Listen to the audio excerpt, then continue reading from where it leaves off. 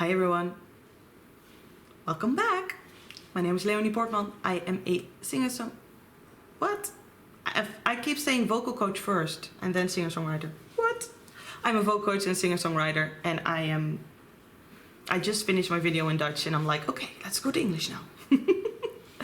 So today we're gonna talk about how you're gonna make the sound louder when you're singing higher, because we discovered yesterday that the vocal folds are just based on anatomy getting thinner the higher we get, and that means that they get softer. So based on what we have seen, something else needs to happen before we can sing louder. Like I said, a lot comes down to technique first, you know, although we all want to preach emotion first, but if you don't know how to hit that note, you know, all your emotion is not going to fix that. I'm sorry. And that's why I'm so passionate about what I do, because I just know I can help a lot of people.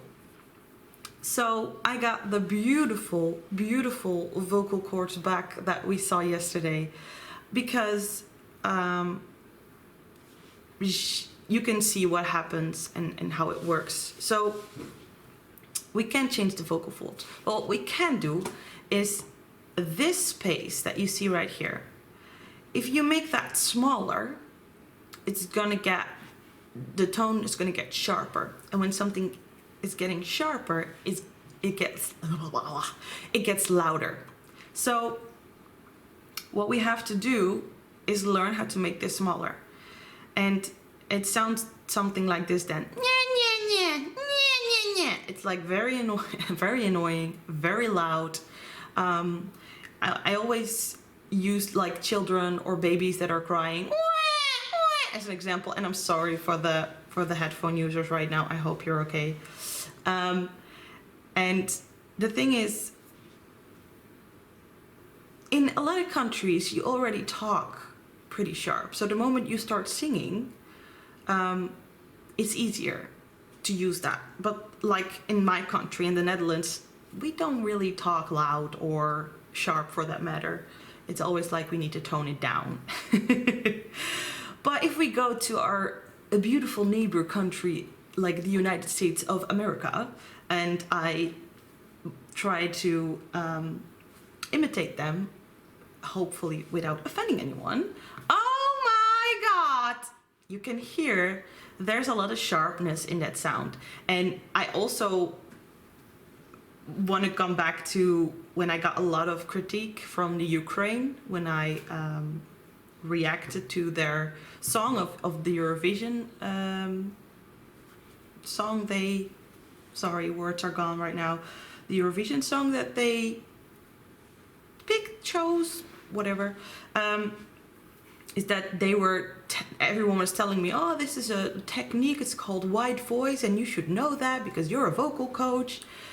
And I'm like, well, I don't know what it's called all around the world, but I do know how the sound is made.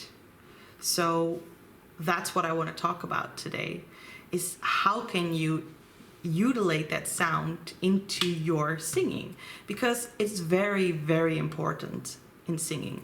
And I can tell you that even as I'm speaking right now, the way I speak has changed because of this technique, or this part of technique, because there's a lot, it's not just this, because it makes everything so much easier and so much brighter. So what happens when we get this sharp sound? So this space right here, the smaller it gets, the sharper the sound is, and that's basically it. So we're gonna have a look at her making the sound again, and notice the higher she gets, the smaller this space is going to get. It's like you can almost not see the vocal cords anymore, vocal folds, whatever. Oh, come on.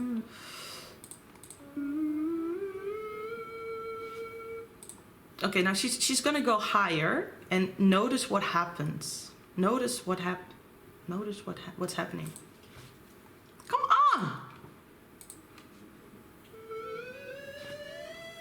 smaller, and she's gonna go back.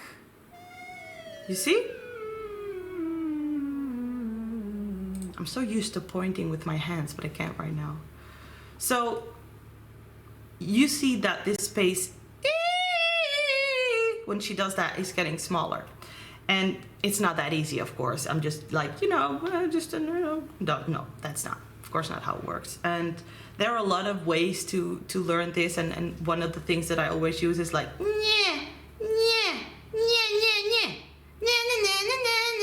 I mean, those are all sounds that we've all heard or made before. And so I wanted to pick an example. I chose Adele, Make You Feel My Love, because I feel like most people would know that song. And let's see how that translates if we want to, break this down a little bit. So I'm going to see, usually I have my piano and then I check if I'm on the right scale. Yeah, okay. And again, let's hope there's no copyright for this, just that little part. So first things first, we have I'm thinking if I need to explain something more, sorry if I seem distracted. Yeah, I should give one more example, which I did in Dutch. So imagine a balloon and you pinch the end tight. You get that sharp beep sound, and when like you poke a hole in the back or whatever, that won't happen. So one of the things that is important is that the vocal folds close all the way in order to get that sound. If your vocal folds don't close, and what happens if they don't close, and that's when this happens, is when you get like false, there's some extra air, it's like it gets softer. So we need a clear sound in order to get that sharpness. So maybe it can give you a little bit more insight in that. So I know you. So first things first, the vocal folds need to be thin, because that's what we learned yesterday. If you sing higher, they're gonna get longer, they're gonna get thinner. That's just how it is. So I know you haven't made your mind up yet. And then we want that louder. So I'm gonna make it a little bit sharper first and then more.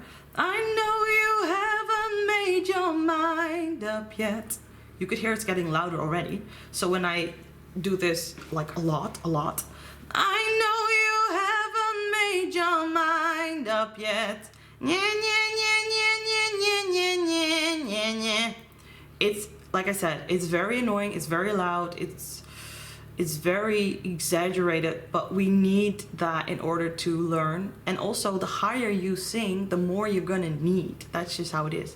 So in the end, you'll need more than just that sharp sound. But I don't wanna, I want to showcase it for you, but I don't wanna explain it yet because I don't wanna say too much in one video. So what we also need is that we need to lower the larynx, like make it a little bit more classical, so we can like mix those two together, and then you get this very nice sound. So I got a little bit of classic, the sharpness, the vocal folds are thin. I know you haven't made your mind up yet. I know you haven't made your mind up yet. So if you want to practice this and you feel like you can do the classical voice a little bit, even though it's not perfect, this doesn't need to be perfect for this practice. So if you would combine those two, make it sharp and like a little bit classic. It's not easy because those two go really against each other. And I felt like explaining that, but I won't today. But like, if you make it a little bit classical, I'm pretty sure it's gonna be healthy, and I'm pretty sure that you're not gonna hurt yourself while doing it, while practicing. I did a lot of Evanescence, a very high, very classic, very sharp when I was practicing, or I even remember the Veronicas. I feel so attached and I want you so much that I just can't resist. And I know it sounds horrible, but for me it was like I can hit the notes. They are like not bad. It's healthy. I'm not hurting myself. And I could feel that I was getting much more like control of what I was doing, because for so many years I felt like I was never in control of what I was doing. And it was always that idea of, oh my God, it could go wrong in certain places. And because of this technique that I've been using and I've been teaching, it just doesn't go wrong anymore because I truly know what I'm doing.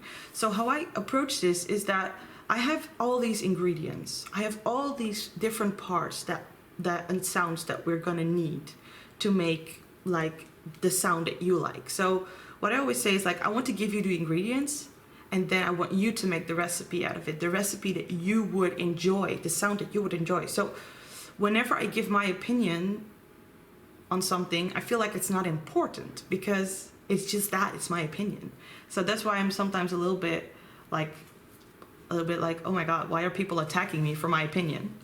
Because it's my channel and I can give my opinion. But for me, what's most important is that you can do what you want with your voice, and it's healthy and it's on the right pitch, the right notes. And that's all I want for you, really. And if I can, help people with that, I'd love that. So look at the time. I feel like I'm getting distracted. So I'm gonna repeat the lines a few times for you. I know you haven't made your mind up yet. I know you haven't made your mind up yet. I know you haven't made your mind up yet. But I would never do you wrong.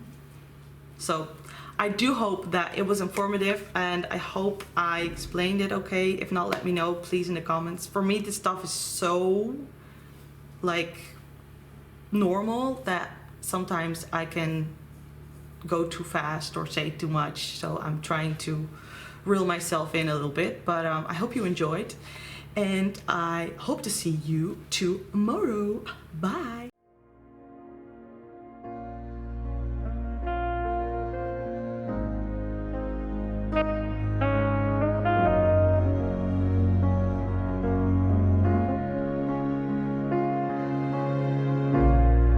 Letting go.